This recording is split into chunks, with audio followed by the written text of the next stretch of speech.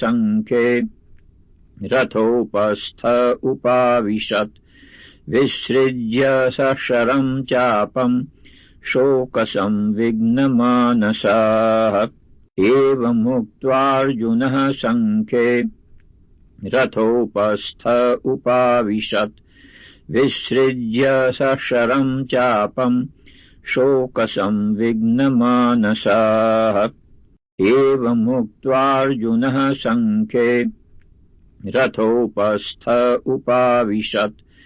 विसृज्य सशरम् चापम् शोकसंविघ्नमानसाः एवमुक्त्वार्जुनः सङ्ख्ये रथोपस्थ उपाविशत् विसृज्य सशरम् चापम् शोकसंविघ्नमानसाः एवमुक्त्वार्जुनः सङ्ख्ये रथोपस्थ उपाविशत् विसृज्य सशरम् चापम् शोकसंविघ्नमानसाः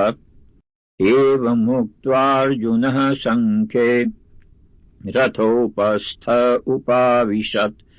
विसृज्य सशरम् चापम् शोकसंविघ्नमानसाः एवमुक्त्वार्जुनः सङ्ख्ये रथोपस्थ उपाविशत् विसृज्य सशरम् चापम् शोकसंविघ्नमानसाः एवमुक्त्वार्जुनः सङ्ख्ये रथोपस्थ उपाविशत् विसृज्य सशरम् चापम् शोकसंविघ्नमानसाः एवमुक्त्वार्जुनः सङ्ख्ये रथोपस्थ उपाविशत् विसृज्य सशरम् चापम् शोकसंविघ्नमानसाः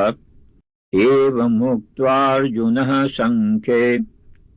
रथोपस्थ उपाविशत् विसृज्य सशरम् चापम् शोकसंविघ्नमानसाः एवमुक्त्वार्जुनः सङ्ख्ये रथोपस्थ उपाविशत् विसृज्य सशरम् चापम् शोकसंविघ्नमानसाः एवमुक्त्वार्जुनः सङ्ख्ये रथोपस्थ उपाविशत् विसृज्य सशरम् चापम् शोकसंविघ्नमानसाः